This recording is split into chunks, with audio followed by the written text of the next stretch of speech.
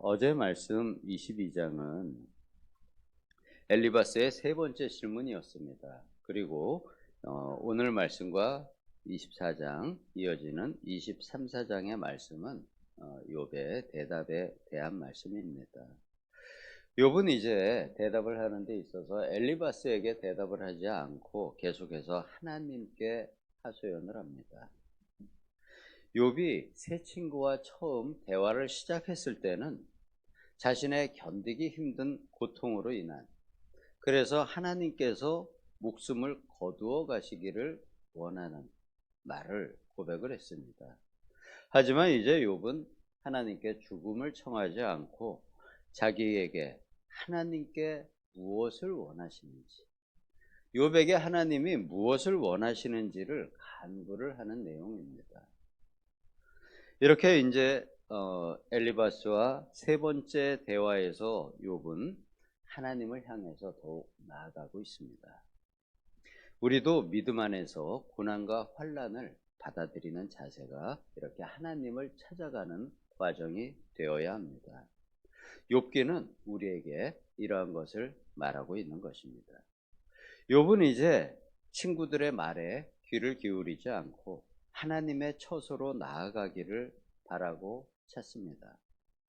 1절에서 7절까지 말씀에서 자기 말을 들어주실 하나님을 기대하고 또 하나님의 심판으로 친구들의 정죄를 벗어날 수 있기를 기대를 하고 있습니다. 그런데 8절과 9절은 그러한 자신의 죄를, 자신의 결백을 증명해 줄 하나님을 만날 수 없음에 답답해합니다. 그러면서 10절에서는 그 유명한 고백을 합니다. 그러나 그러할지라도 내가 가는 길을 그가 하나님께서 아시나니 하나님이 나를 단련하신 후에 내가 순금같이 되어 나오리라.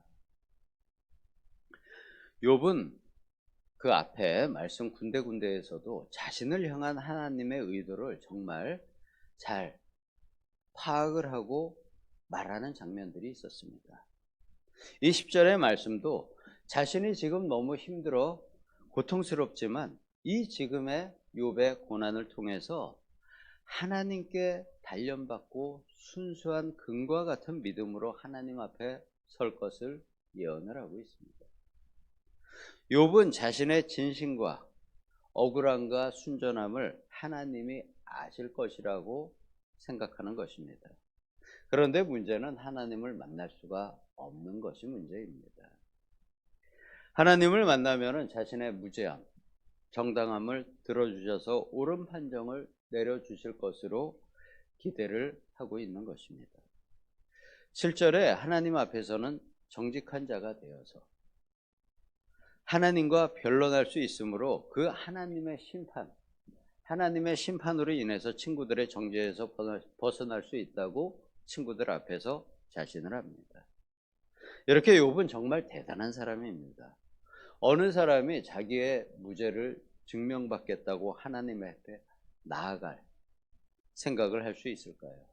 그만큼 욥은 자신이 죄가 없음을 자신하고 있는 것입니다. 친구들이 주장하는 그러한 죄가 자신에게 없기 때문에 하나님만 만나면 모든 문제는 해결을 할 수 있다고 생각하는 것입니다. 이 고백이 11절과 12절의 내용입니다. 내 발이 하나님의 걸음을 바르게 따랐습니다. 내가 하나님의 길을 지켜 치우치지 않았습니다. 내가 하나님의 입술의 명령을 어기지 않았습니다. 내가 정한 음식보다 하나님의 말씀을 더욱 귀하게 여겼습니다. 라고 고백합니다. 엘리바스는 이 앞에 장에서 22장에서 지금 욥이 네가 받는 고난이 내가 욥이 죄인이라는 증거라고 주장을 합니다.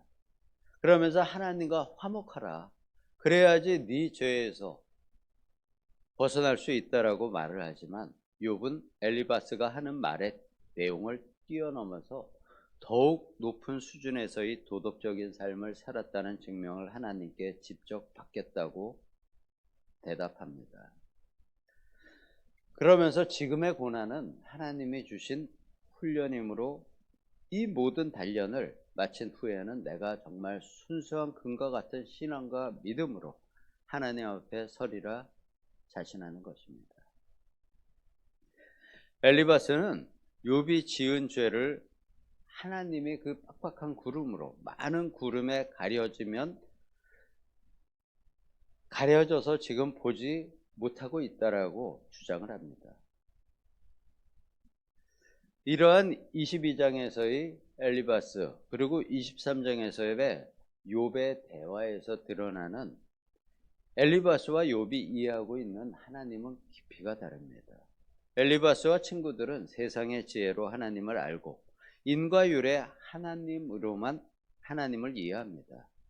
즉 하나님에 대한 지식으로 만나는, 그 하나님에 만족하고 자신들이 직접 하나님을 만나 알고자 하는 의지는 전혀 없습니다. 광야에 있었던 이스라엘 민족도 시내산에서 천둥 번개와 강한 바람 안에서 나타나신 하나님을 두려워해서 자신들이 하나님을, 모세에게 우리가 하나님을 직접 만나보고 싶다라고 요청하고 만나게 되었지만, 그 무섭게 나타나시는 하나님이 두려워서 모세가 하나님을 대신 만나고 하나님의 명령을 대신 전달해 줄 것을 부탁했습니다. 하지만 기독교 신앙의 꽃은 바로 내가 만나는 하나님입니다. 기독교의 역사는 하나님과 우리 성도와의 교제의 역사입니다. 그리스도로 오신 성자 예수님은 요한복음 17장에서 마지막 대제사장의 기도라고 이야기하는 이러한 기도를 했습니다. 아버지시여, 아버지께서 내 안에, 내가 아버지 안에 있는 것 같이 그들도 다, 그들이라는 건 바로 믿는 우리들, 제자들을 이야기합니다. 그들도 다 하나가 되어 우리 안에, 아버지와 예수님 안에 있게 하사 세상으로 아버지께서 나를 보내신 것을 믿게 하옵소서. 예수님께서 마지막으로 모든 믿는 자와 또 믿을 자를 위해서 하신 그리스도 대제사장의 기도입니다. 지금 욥은 하나님을 찾고 만나서 문제를 해결받고자 하지만 친구들은 하나님 자체, 하나님께 관심이 있는 것이 아니고 이 세상에서 알게 된 신앙의 지식에 더 많은 관심이 있습니다. 그들은 신앙생활에서 하나님 자체가 기준이 아닌 하나님에 대하여 세상에서 습득한 지식이 그들의 기준입니다. 그것이 바로 그들의 신앙의 기준인 것이죠. 하지만 욥은 계속해서 이야기합니다. 그 지식에서 벗어나야 한다. 나는 지금 그 지식의 틀 안에서 발생된 문제가 아니다. 하나님을 만나서 물어봐야 하고 확인받아야지 된다. 라는 서로의 끊임없는 주장을 하고 있는 것입니다. 하나님은 욥을 단련시키는 바로 그 장소에서 욥의 친구들을 동행하게 하셨습니다. 그래서 그들이 하나님의 주변의 지식에, 하나님을 아는 지식에 머물게 하지 않고 그들이 더 나아가기를 원하셨고, 그 욥에게 주신 축복에 친구들을 함께하게 하셨습니다. 그런데 그들은 더 나아가고자 하지를 않습니다. 하나님 앞에서의 순종은 내 뜻을 내려놓고 나의 기준을 내려놓고 하나님 앞에 나를 복종시키는 것입니다. 하나님을 더욱 깊이 알아가는 것입니다. 내가 원하는 곳으로 갈 수 있고 나의 노력으로 높은 경지의 신앙으로 가려는 그것은 어리석음입니다. 하나님의 허락이 있어야 갈 수 있는 곳입니다. 하나님의 은혜로만 허락하시는 곳까지 우리가 갈 수 있습니다. 내가 나를 감당할 수 없다는 한계에 부딪혔을 때 나의 자아가 죽어야 비로소 나를 하나님 앞에 완전히 맡기게 됩니다. 새 친구의 말이 틀린 것만은 아니지만 그것은 인간이 추구하는 종교에 불과합니다.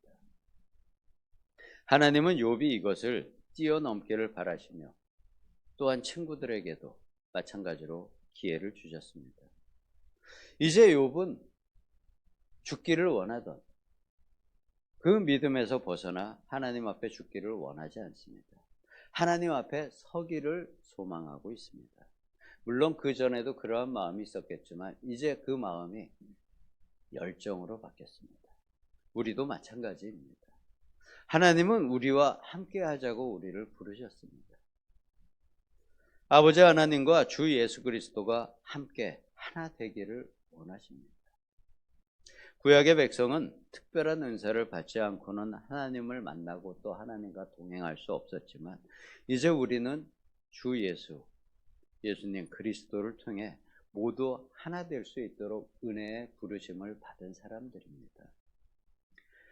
오늘의 기도 시간과 또 오늘 하루의 삶 안에서 아버지 하나님과 주 예수님과 하나 되어 동행하시는 그러한 하루가 되시기를 예수님의 이름으로 축복합니다. 아멘. 아버지, 인생의 앞이 안 보일 때도 있습니다. 주님 안에서 또 큰 축복을 누릴 때도 있습니다.